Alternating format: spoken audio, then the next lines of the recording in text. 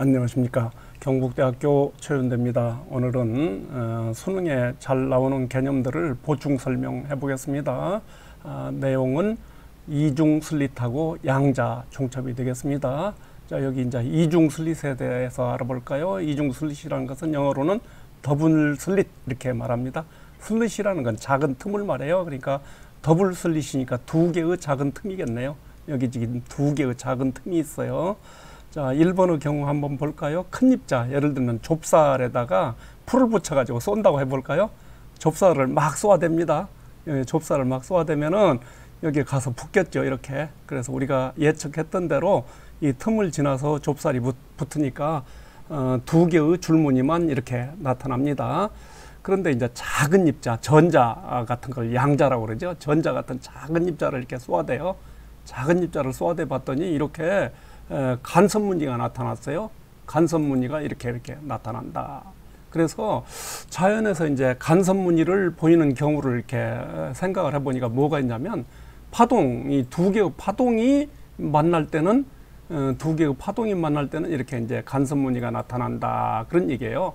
그래서 거기에서 이제 힌트를 얻어가지고 전자는 파동성도 같기 때문에 동시에 여러 곳에 있을 수가 있구나. 그러니까 전자라는 것은 파동성도 갖는다. 파동은 여러 곳에, 동시에 여러 곳에 있을 수가 있잖아요. 파동이라는 건.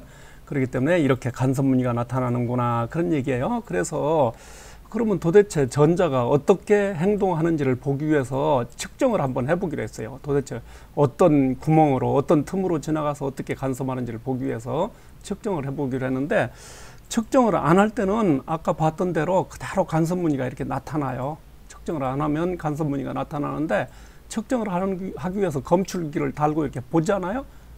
보면은 이게 측정하면 그 행위 자체가 전자의 상태를 변화시켜요. 그래가지고 전자는 파동성을 잃어버리고 입자처럼 이렇게 행동해가지고 아까 그 좁쌀처럼 두 줄 무늬가 이렇게 나타나더라. 그런 얘기입니다.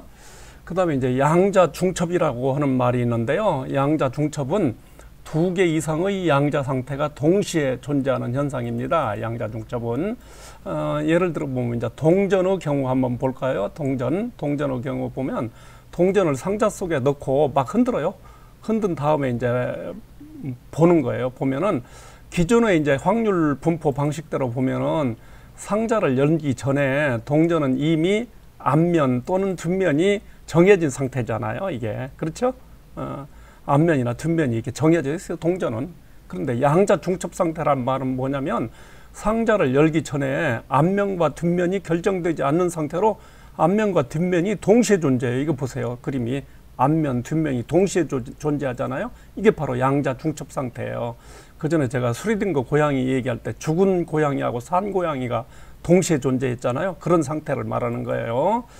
그래서 상자를 열기 전에 앞면과 뒷면이 결정되지 않는 상태로 동시에 존재하고 상자를 여는 순간에 하나로 이제 결정이 된다. 그런 얘기예요.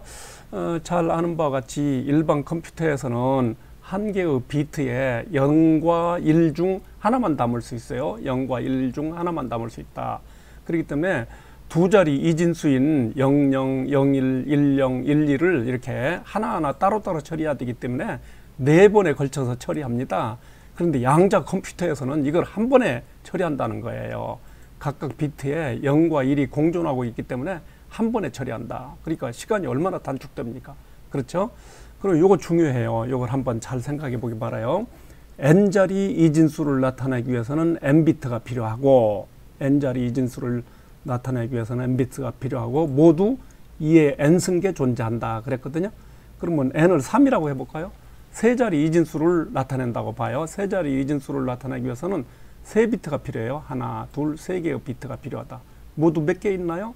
000부터 111까지 2의 3승이니까 8개가 있잖아요. 하나, 둘, 셋, 넷, 다섯, 여섯, 일곱, 8개가 존재를 합니다. 바로 이제 선택지가 있어요. 선택지가 있는데 양자 컴퓨터의 각각의 비트에는 0과 1이 공존하고 있어서 4비트로, 4비트로 한 번에 처리할 수 있는 4자리 이진수 개수는 모두 몇 개냐 그런 얘기인데요. 4자리 이진수, 그러니까 4자리 이진수는 2의 4승이잖아요. 그러니까 16개지 않습니까? 그러니까 4자리 이진수는 16개다. 맞는 얘기예요. 그러니까 일반 컴퓨터에서는 16번 연산을 해야 될 것을 양자 컴퓨터에서는 이걸 한 번에 연산 가능하다. 그런 얘기예요. 이거 잘 대응시켜 보기 바랍니다. 자, 이상입니다.